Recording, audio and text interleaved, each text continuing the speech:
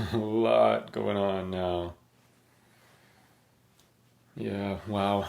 All right, I'm in Toronto. It's Saturday, I guess, the 27th, 27th, 28th, 28th.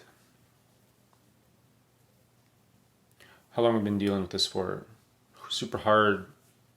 2 weeks? 2 weeks, right?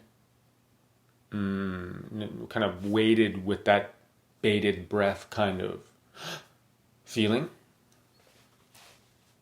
and not knowing what the next phase will be. I told you yesterday from the ER was quiet, which you're not supposed to say. That's a bad word in the ER. But I was told it was calm. Well, I wasn't told. I was there. I was calm. We saw a few cases.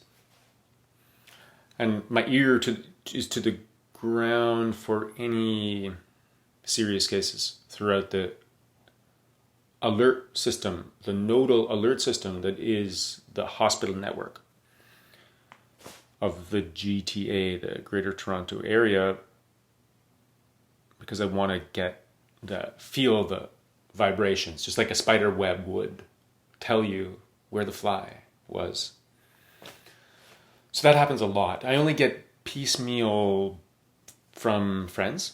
I have emergency doctor friends who share the similar enthusiasms that people in my ER do. So this is what I know. I think there's a few cases starting to appear of people who are sick. I know it's been happening elsewhere, and there's certainly not a lot of cases, but we've wondered when it was to begin, and we were just hoping we had time to prepare. But we have, because everyone is really knocked out of the park with this social distancing thing. It really, really, really matters. It really, really, really helps. I've read somewhere that based on the contagiousness, probably not. Let's go with contagiosity. Contagiosity of this virus, one person can infect 400 people. So that's what this is all about, right? We're just trying to get that numbers down to manageable so we can have space to accommodate the sickest ones. You know, the good news about those sickest ones, although there is this, the mortality rate that we're puzzling over, because the things that come into that is it the same virus? Because it mutated. These viruses, RNA viruses, are unstable creatures, most of them. Not all of them, most of them. And it's something that we think may have happened with SARS is that the reason why SARS didn't blow up to be bigger, because it was pretty much as contagious and deadlier than this. 10%, right? 10%. That was like, when I was looking at those numbers, I was working in the ER, and I was like, who in their right mind would stay in this? So obviously we're looking at 1%. Some people say lower, some people say slightly higher. Certainly it's age dependent. But what we think happened with SARS is that it mutated into less serious illness, which I don't know if that's the trend. It seems to be the trend. So, you hear it repeated in medical school, and you know it to be true in real life. It's a poor parasite that kills its host. If you look at the global trade that's polluting our oceans and killing the liveliness of nature, it makes you wonder if the metaphor of virus or a bad parasite can be labeled onto certain aspects of our society. But I'll save that kind of thing for another a book or a more deliberate metaphysical discussion. We'll keep it on the physical. So on the physical, it's a poor virus that kills you, actually. It wants to have this little version of a life, and I don't know if they make friends or do whatever the hell it is, or if it's a side effect. It really is just bad. My sense from the learning that I've done outside of allopathic medicine is that thinking about it as bad and nature as against us rather than part of us or a teacher to us is not, sets you up for failure. It's way bigger than us. It's way more powerful than us. It's moving through us in a long arc that we cannot even grasp and comprehend. So why I mention that in terms of this virus is that as it enters our bodies, it go from however many, I don't know what the inoculum is, maybe someone who's a virologist, I don't know if anyone on this video is, but someone who's a virologist can tell me what the inoculum is.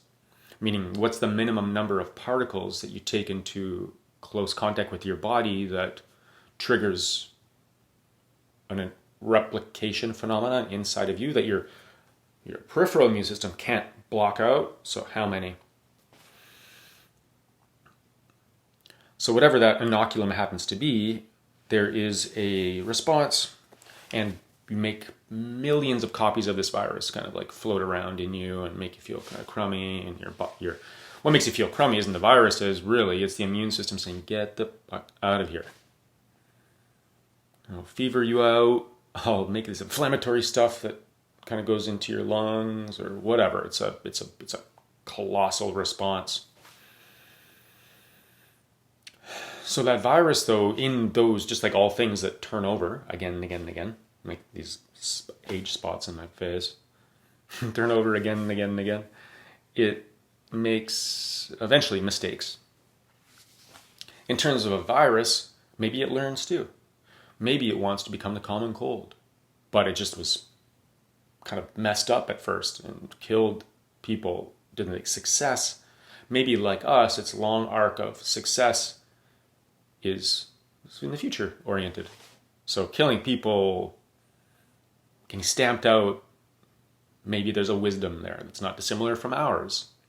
So maybe some kind of either the harmony kind of develops, or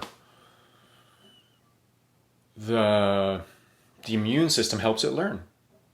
No, we're not into that. We're not into like you having 75 million copies. That's too much. We're gonna eat you up. And the virus is like, no. Changes to be something a little bit less angry or hurtful than it was before. That is wild and pure speculation. But something I'm hoping for. I don't know if we see things get much more worse. It seems like coronavirus got much more worse from maybe a benign virus, but I think it was originally an animal virus. So as it found its way into us, we're totally unprepared. Did it make those mammals that we think it jumped from, whether it's bats or the other kind of weird looking one? Did it make them kind of die and kill a bunch of them? I don't know. Yeah, I'm not a veterinarian, or if I could suspect, I would think no. But so now it's in us, and maybe we're kind of just tamping it down. We are seeing some cases. My last shift for a week is tomorrow. Yeah. Unless it gets hectic and then they call me in. If it gets hectic and they call me in, then I'll go in anytime, obviously. But I'm going on meditation tomorrow. And I'll show you around this room. This is going to be where it happens. 7 days silence. I'll plan a couple updates from the Zendo to you. I'll try to be intentional about them, and we can talk about. I can answer questions about coronavirus and meditation.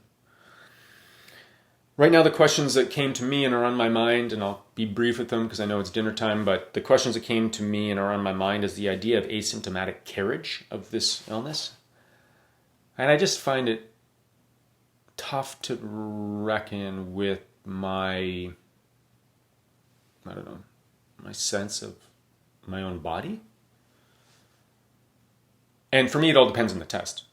So if you do what's called a PCR, polymerase chain reaction test, which is try to find DNA of the virus and then add this copying protein, and it amplifies the signal, and you see oh yeah, that looks like this person has the virus,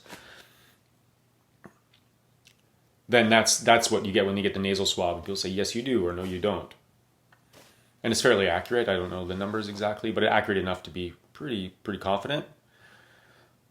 But if you get a blood test, and if you screen a population with blood tests, you get serology, which means like serum. Serum means bloodstream. You get serology tests that are positive, but they don't indicate necessarily that you are shedding the virus, that you're not infected with it and wrestling with it at that time. It can mean that you've been exposed to the virus. It can mean you've exposed to the virus and recovered. But the idea of, so let's say it is some of this asymptomatic numbers are people who have got the blood test. And they say, wow, you've had the coronavirus. You have, if using IgM, immunoglobulin M, you have or have recently had the coronavirus. How do you feel? Oh, I feel good. Do you remember being sick or anything? Like you never got like cough, cold, fever? Like, I don't think so. Because what happens when you're a human being, once you're healthy, you can never remember being sick. You have no clue what it's like. You feel like you've been healthy your whole life. You don't remember like how terrible you felt, really. Even a few days before, probably. It's just like being sick. Once you get sick, you're like, I've always been sick. I'm never going to get better. This is lasting forever and ever and ever. But once that goes away, you're like, oh, has I ever been sick before? I don't think so. It's always been like this. You know exactly what I mean. So that introduces a bias called recall bias. So I'm asked on Twitter some people who may be able to answer this question, but I challenge the notion of asymptomatic viremia.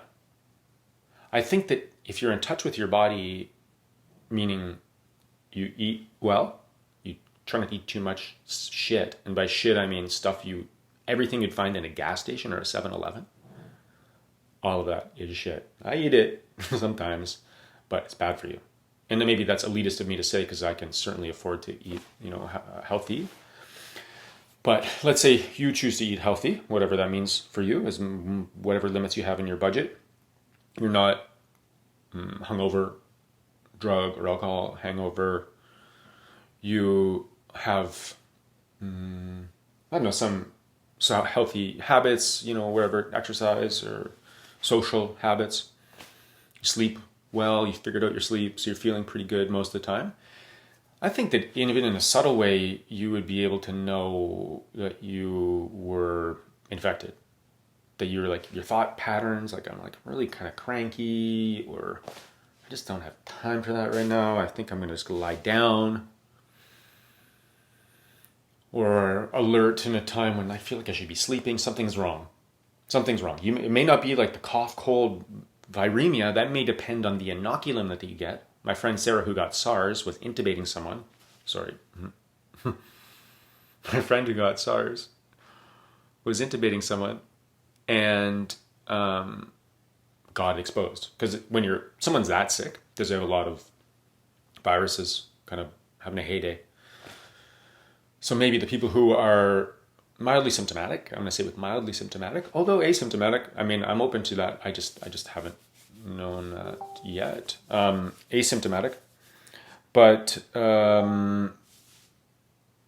they are maybe had a smaller inoculum, or their immune system had been exposed to something like that before, so it was able to respond more quickly. They'd maybe just recovered from an illness, so they're generally, when that happens, we're a little bit more shored up from cellular mediated immunity. I don't know. So I just think that it's a really scary disease. I mean, it's scary and like, it's like lurking everywhere. Everyone may have it. You see those people on the street, they're totally tripped out. But I think some of it is false news. I'll try to give you the real news once I get back, once I hear from the Infectious Disease Journal Club group that I sent that question to. I will be sure to ask for forgiveness for my ignorance, because there's certainly a lot of that, and we don't usually surveil populations of people. So maybe there is a bunch of people who get the flu and get the cold who just never know it, and they're cool. I don't know. It would be a help. We would actually change the way I think about my job and the body, actually. So, I mean, if you have that information to share, please do. I wanted to. What else did I say I was going to talk about? Responsible sharing of stuff on Facebook and data.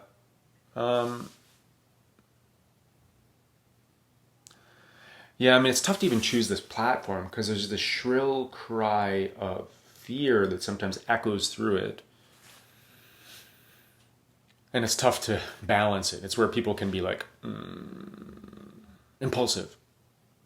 And it's tough to take back. So you get this, it's not always like calm reflection. And I'm guilty of that. I had a friend today kind of remind me about that. So I'm trying to be slower, intentionally read and reflect and respond. And I'm using this avenue because my dad, hi Dad, if you're there, knows how to use it. So he matters to me most. Because I love to share this with him and I miss him. I miss you. So there are other reasons. But so responsible sharing of information. We talked briefly about this. Those of you who have been following along, I like reputable journals that measure their impact factor, meaning how often they are cited, who have a editorial board. You know, Medium doesn't necessarily do a close edit, ask for references always. I've read some great stuff on there. The Hammer and the Dance, that piece people have shared with me is wonderful, though I have questions. But if you look to highly peer-reviewed places, New England Journal of Medicine is great, The Lancet is good. I think World Health Organization is very careful. There's a lot of different, it's more of a muddier voice there sometimes, but I think this new director has really changed that. Tedros has changed that quite a lot, so thank you. CDC, I don't look at that. America, sorry, I don't trust their health system. I don't know anything about much about the CDC. I don't think, yeah, so anyway, I don't. The journal Science is good. They're for lay people like myself, you know, is reputable.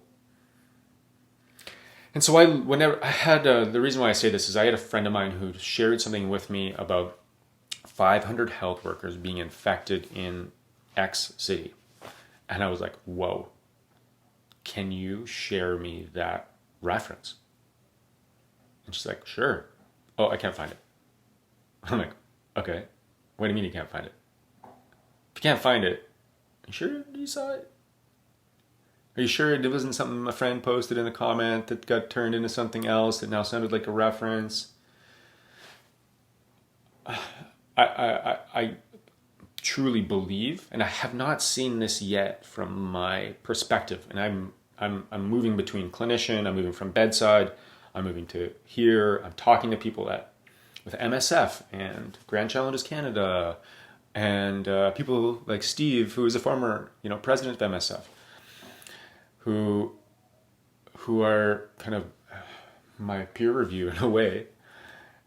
And I've yet to find someone who was hiding anything about what's going on, how much PPE there actually was, what the numbers actually were.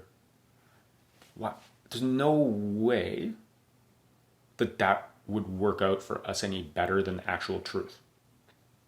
There's no way. I can't see it. And trust me, when you're in these rooms and you're talking to people like how to respond to this, you're just like looking around for the best kind of camaraderie as possible to share the most your truth, the what's really happening. And also, do you know anyone who's done this before so you can call on them? Sure, ask out, make a public call. Like there's no like, okay, the public's going to panic. We're just going to keep this down just between you and me. There are definitely times every day when we preserve patient confidentiality every single day. And that's because we care about you and love you and honor you, and would not say anything particular about a person. If I mention anyone, a patient, I make up fake details and names and places, But for my leadership, they are they're just on point and they're ready, and they're, that's what gives me so much fortitude. All right, last thing I mentioned, then we'll just get straight to meditation, is that I worked on an op-ed today with a friend of mine. I don't know if it's going to go forward, but I hope it does, about what we consider to be the greatest threat right now to us. It's not ventilators. It's not the lack of PPE. It's not people getting antsy and now starting to feel like, oh, maybe I'll just go over to my friend's place and just, I feel good. It's not that, although, can you give us a week? A week or two? But it is the homeless. And as I said before, the problem isn't the homeless, it is homelessness. It's always been homelessness. And what we wrote in this op-ed, I don't know if it'll go forward, it's pretty bombastic, in that we said it should be illegal to be homeless if you want a home. And this virus has shown us the vulnerabilities in our body, the type of people who get the viremia and inoculated and respond in ways that are dangerous. You need to help them, those people. It is also doing that to our society. It is showing us the weak places in our society. The homeless are not weak. They are strong. They are strong. They've endured things that would make you weep, and yet they endure. Homelessness is the weakness.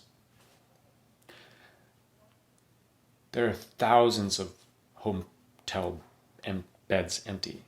There are condos that may never be completed.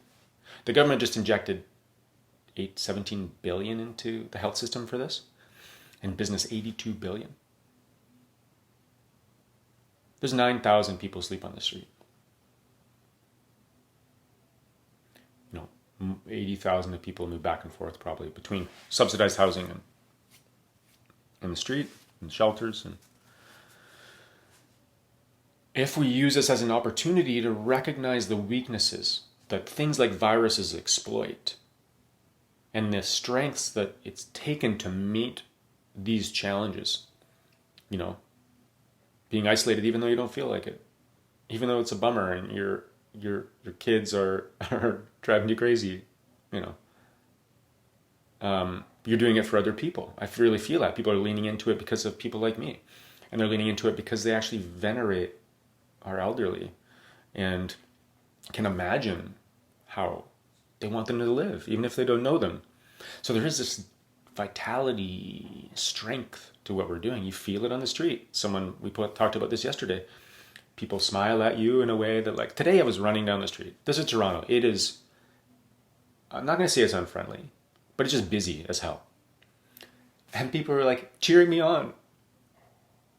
Go for it. I was like, what? Oh, well, cool. So there is this kind of welling up of some change in what we always knew was a little bit kind of flawed. Anything that was ruining the oceans and kind of temporarily helping us was like not cool. We're like, but I don't know, it just seems like everyone's doing it, so let's just kind of, I guess it's not okay, but I guess, I don't know, I'll think about it tomorrow.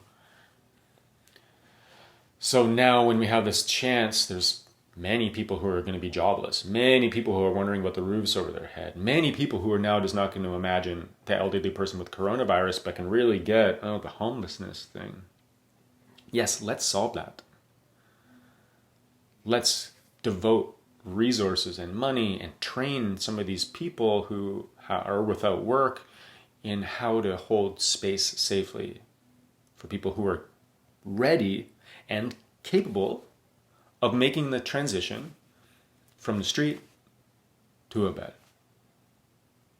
They're ready and they're capable of it. They just need our permission. So, cleaner Lake Ontario and a city with fewer people who are wet and cold.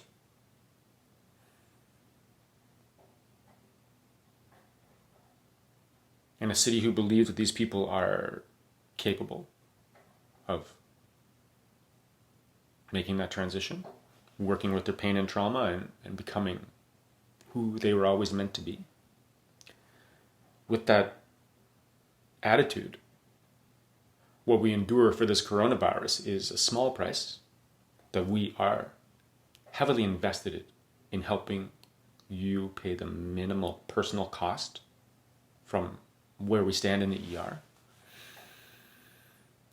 But it can be something that makes us not fearful, but stronger all the way through.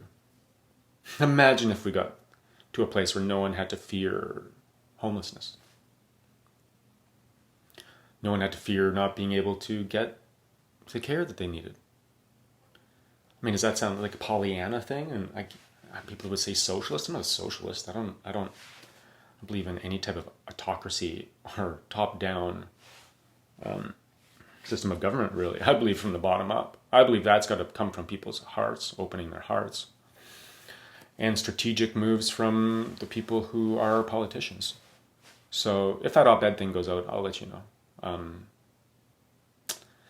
But with that kind of determination that we're going to face this, even the hard parts about it, even the stigma we have against the homeless, that kind of like, I kind of feel like crossing the street because it's like homelessness is contagious or something, or that they actually deserve it. Poverty is something that people kind of deserve in a small and mean kind of way.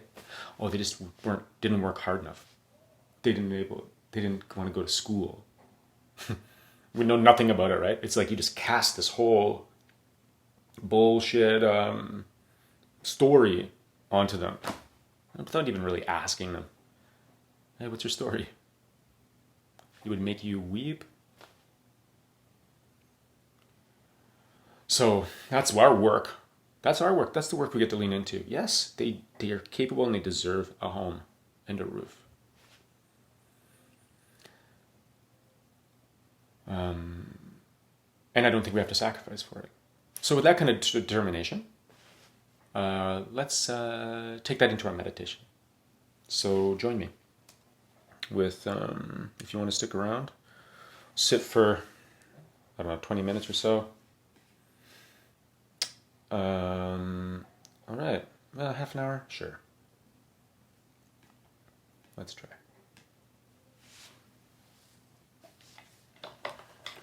I'll bring this into view.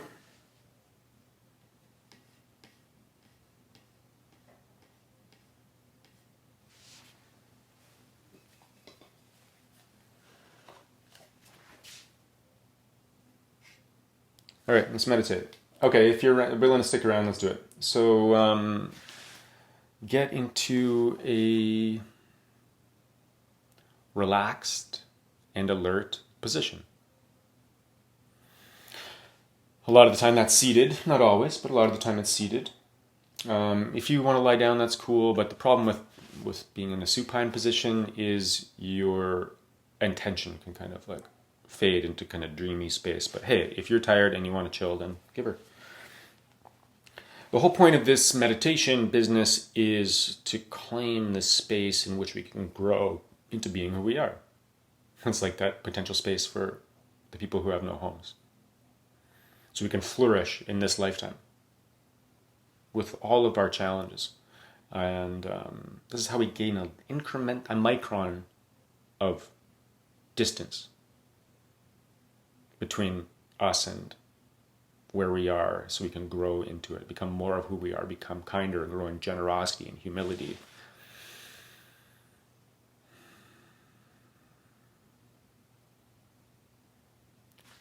My teacher parses them in 3 skills: concentration, clarity, equanimity.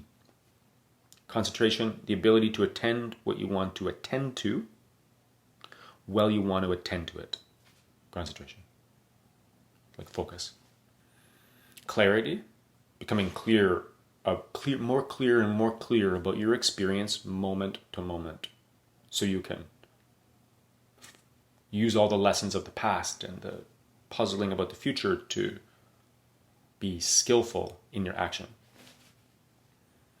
Third is equanimity, which is the peace with which you experience the coming and going of whatever is coming up in your experience. A true lived experience that things are always changing, and wishing them that they wouldn't doesn't change it. So it's the experience of having things come and go with very little like push and pull. Those three things, always, always, always, we're working on them when we're meditating. So let's get to it.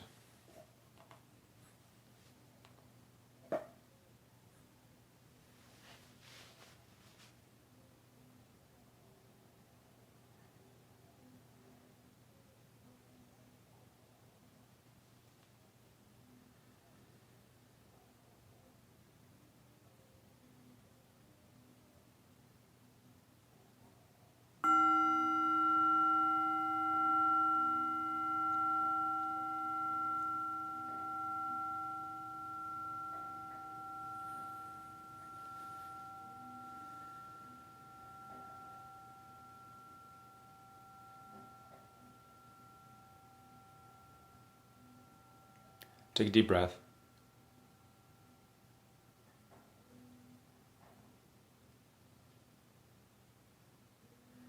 Let it out.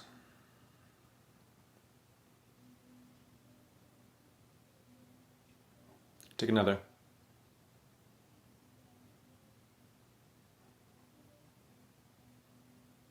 Let it out. And with that exhalation, any kind of tension, just in the body for now, can fade.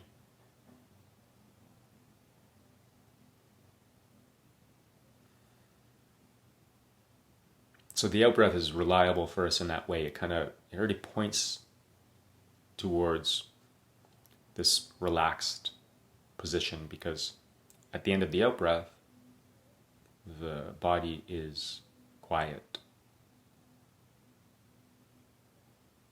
As quiet as it gets between beatings of your hearts.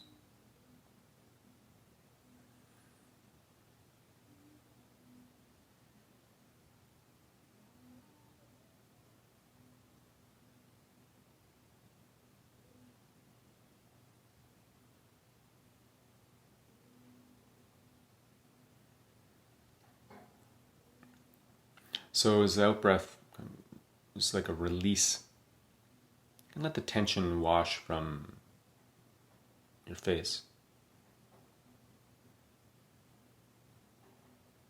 Let your eyelids, if they're kind of clenched, just become tender and relaxed.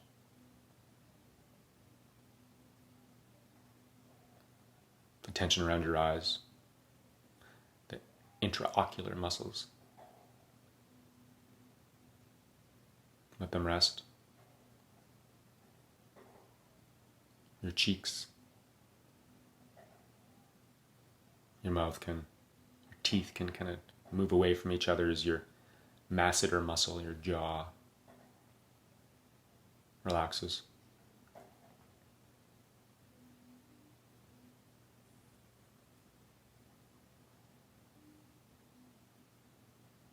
And then the out breath, the next one, your shoulders just fall, a little bit more, just half a centimeter more.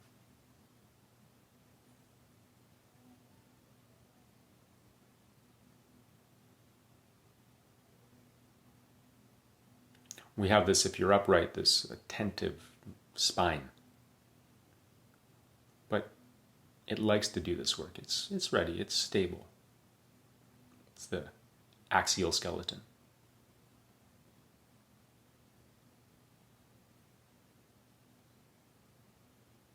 You can loosen everything around it. You can take that tension that often so kind of accumulates between our shoulder blades and just allow whatever release that's possible there.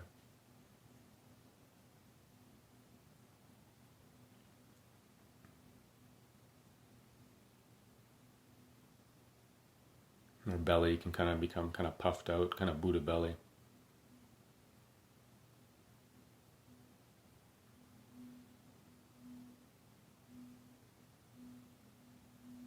Our hands can kind of naturally just rest, or if they're folded, curl into their most relaxed position. If I was casting them, I would put them in a position of function. We call it actually sometimes beer drinking position. Slightly curved fingers, rest, the tension between the flexing muscles and the extending muscles are at equilibrium.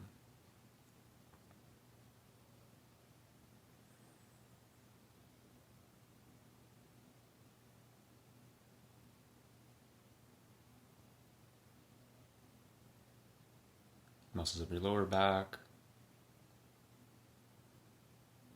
your thighs, your feet.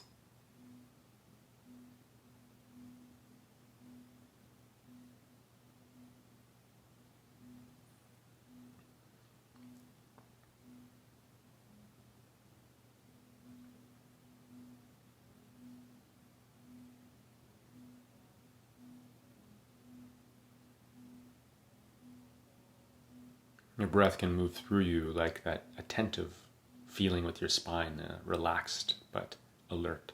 Your breath becomes like in-breath, like a nourishing wave.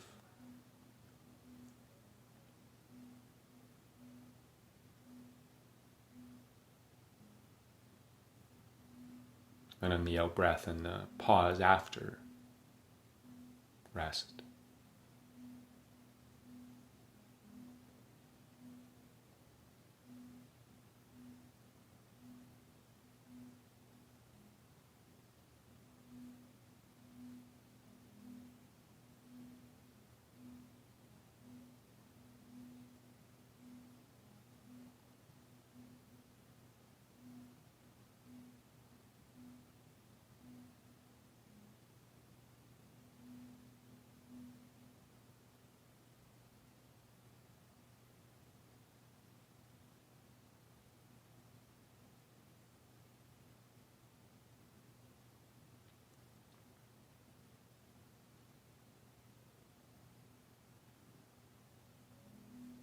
That's good.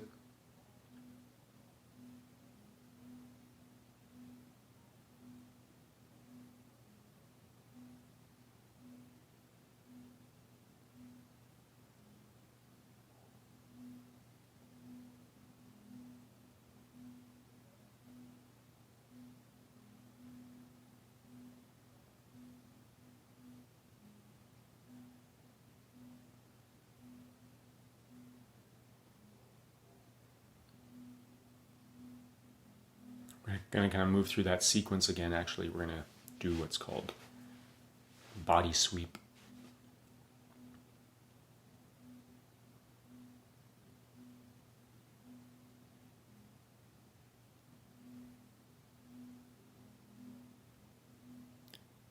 So from head to toe, let's go.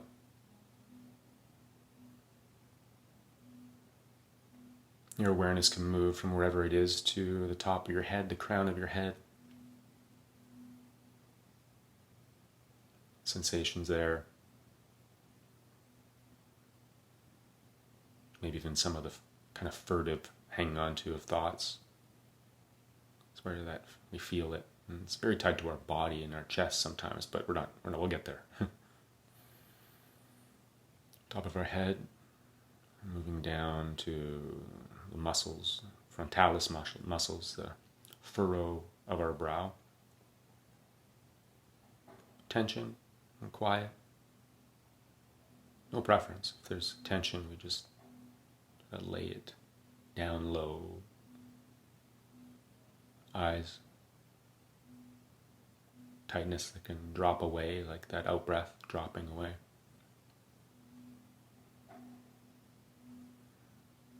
jaw,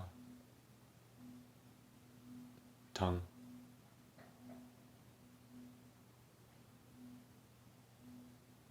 Maybe your lips come slightly apart, your tongue kind of gets fat, falls from the roof of your mouth. Throat. So much tension here as it's where our voice sometimes feels muffled if it catches.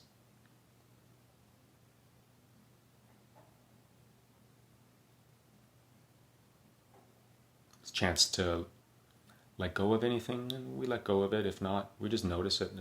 That's equanimity. We're not trying to create something, manufacture anything. Now's not the time. Top of your chest.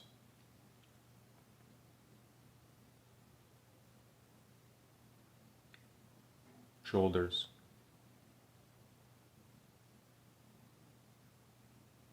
The muscles in your back, between your scapula.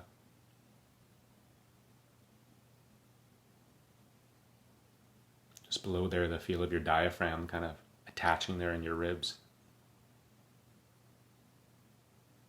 Doing its eternal dance.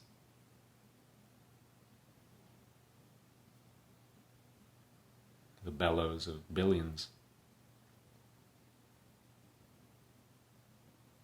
Your fat kind of Buddha stomach just puffed out and relaxed. Your pelvis.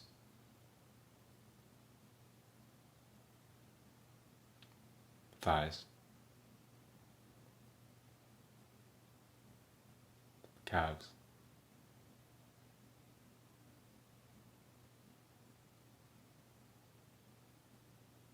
Feet.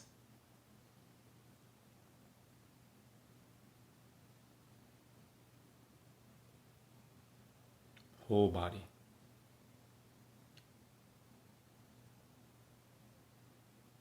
Just sitting,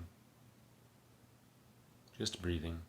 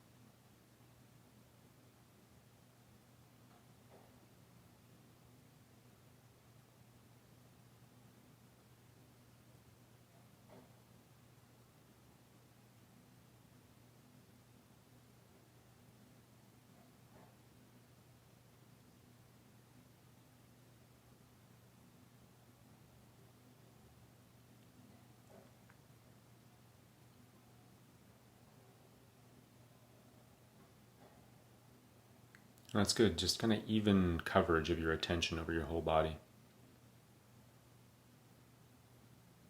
We're going to move to another body scan soon.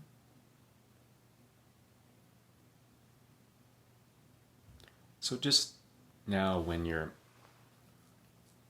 letting your attention be general or move around, it depends what's happening in your experience. kind of get a global sense of your body and where any tension happens to be.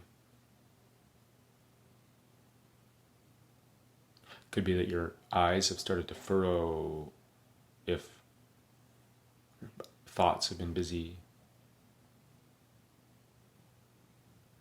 Could be something in your throat or your chest that is muscular even, or maybe tied to that furrowed brow. It's tough to know sometimes.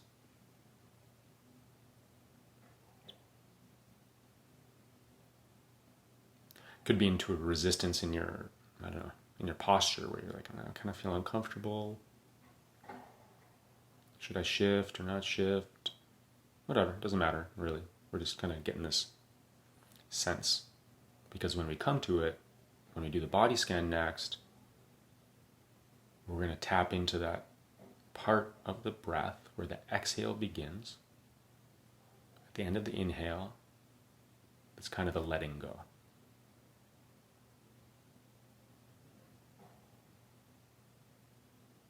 There's a quality there, a surrendering kind of quality. It can help us.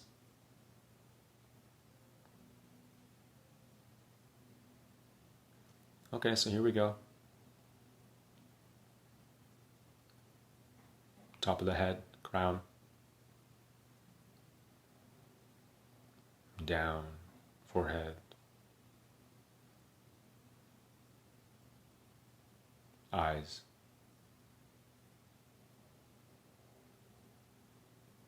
Cheeks. Tongue. Jaw. Throat.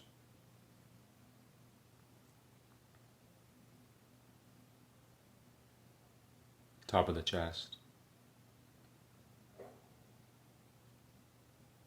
Shoulders.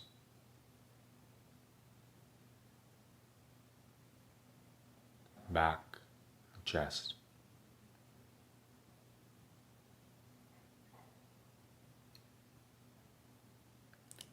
The diaphragm and that kind of feeling of letting go that happens with the end of the inhale.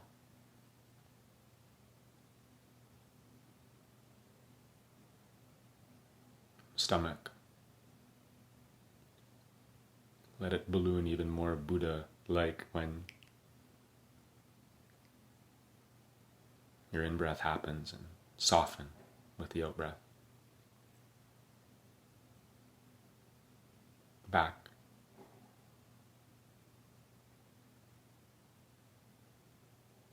Seat. Pelvis. Thighs. Knees. Feet.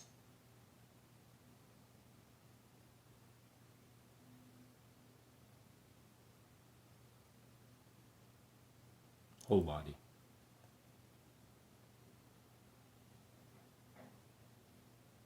Just sitting.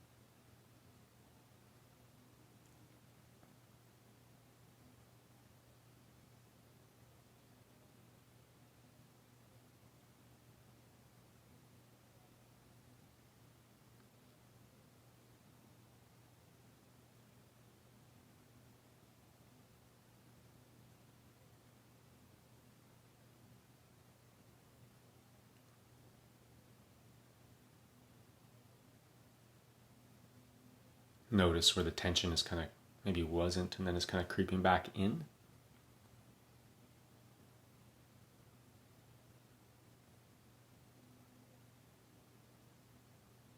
And see if you can soften there.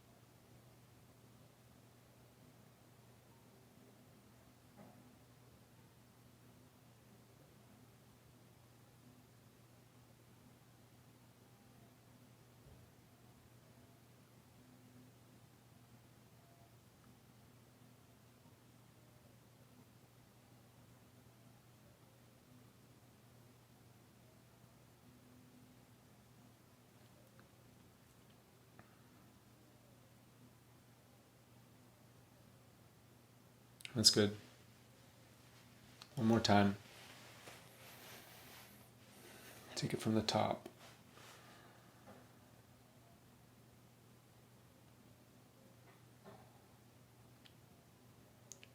The intention here is really to feel, put your awareness in those places, and if there's something to uncouple, then try. Not to get too worried about it. Just, if there's something to let go of, we let it go. If not, we move on.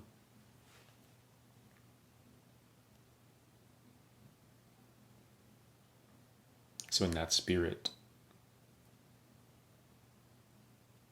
curiosity and permission, let's start with the crown of our head.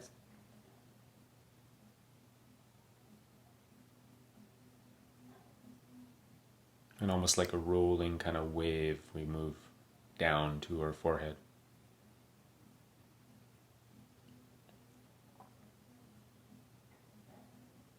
Our eyes.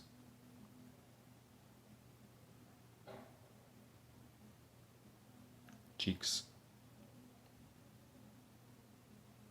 Jaw. Throat. Chest. Back. Diaphragm. Belly.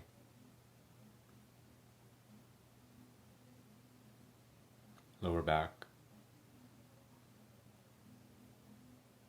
Seat.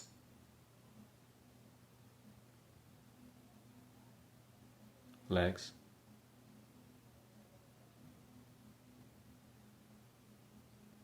Pelvis.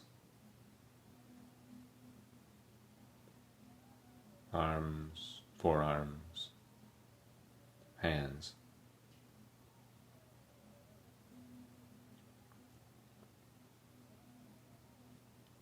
Legs. Feet.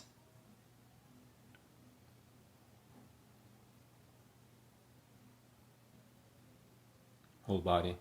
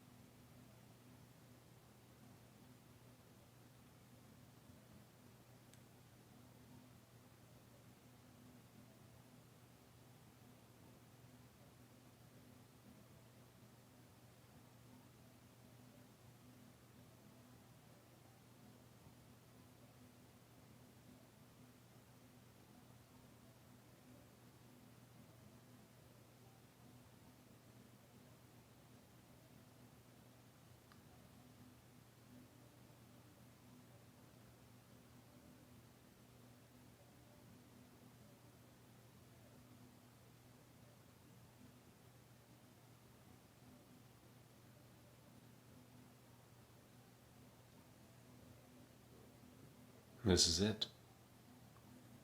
This is us.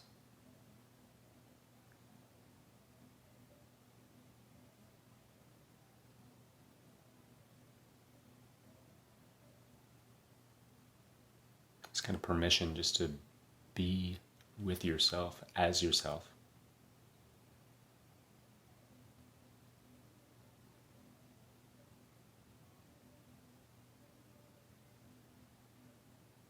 It's this wonderful gift that we both carry and offer at the same time.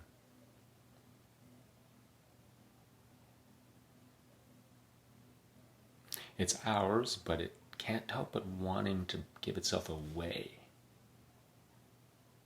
Because once we have everything we need, once we're able to give ourselves everything we need, know ourselves, then there's this welling up of something. And I don't know what it is, that wants to make sure others are okay.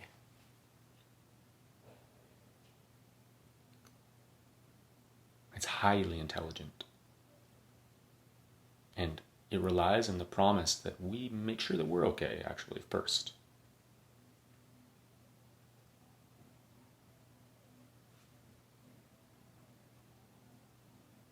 Because we're like that immune system, all separate little pieces of something larger. So once we're strong, because we need to withstand the forces of try to weaken us, so we need to be strong. And then we realize, okay, that job, at least temporarily, is done. Now, I gotta make sure everyone else is strong too.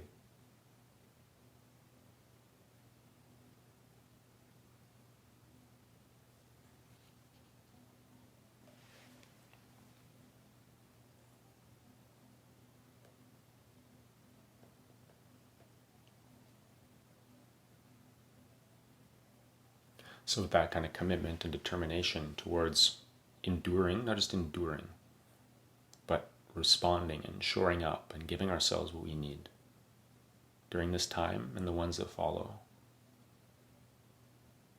And then trusting that by doing this, giving ourselves permission to be with ourselves as we are, know ourselves, eventually learn to love ourselves. We allow that to spread to other people. So if you'd like, you can join me in this silent kind of wish for ourselves in the future, the present, and all those who suffer similarly.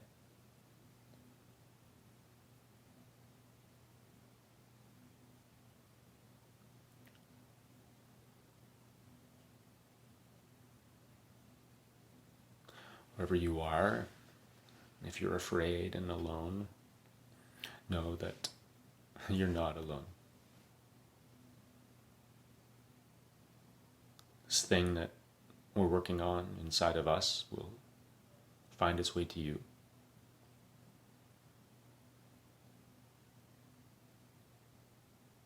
Whether you sleep under bridges or still hear the threat of war,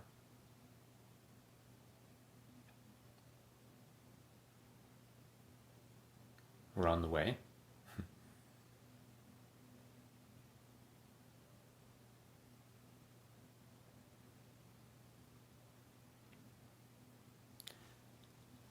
In that spirit, may you be loved.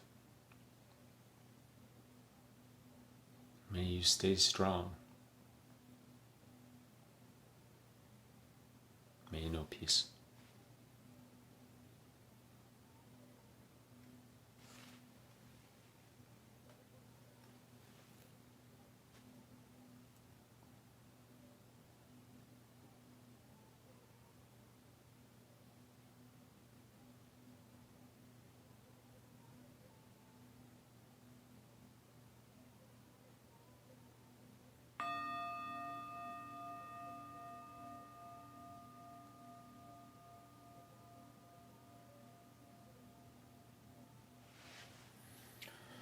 Okay, cool. That was good for me. Yeah, thanks everybody for giving me so much support during this time and giving me a reason to sit. I'm gonna do this again tomorrow, probably at 1800 Eastern. I'll post about that, and I'm going to decide, because I'm going to go into this meditation retreat here at my house, what that looks like, whether I will answer, or whether will speak, because otherwise I'll be in silence, and if I do, on what, I may just move to more meditation, because that's what I'll be doing, and I always like to have a grounding in reality to speak from about clinical things. So, I don't want to speculate what's happening in the ER or just ask my friends. I kind of want to feel it so I can say it's tense or it's cool. Because, like I said, the truth is all that really matters. I'll think about it. If you have any ideas or suggestions, let me know. I was thinking about maybe I would either every day or a few times a week just do a little bit about more meditation and then take some questions that people can pose to me. Or maybe do one-on-one things with people if they're really looking for a practice, because if we take this time and we take this space that we're working on in our sits into our lives, I just can't help but imagine it's not going to be a solvent for some of what seem like intractable problems. So anyway, that's cool. You're cool. It's Saturday night. Saturday Night Fever. Yeah, gonna look a lot like Friday night and tomorrow night. So not forever though. Not forever. Help is on the way. All right, good to sit with you. I will catch you cats tomorrow. Peace. Bye.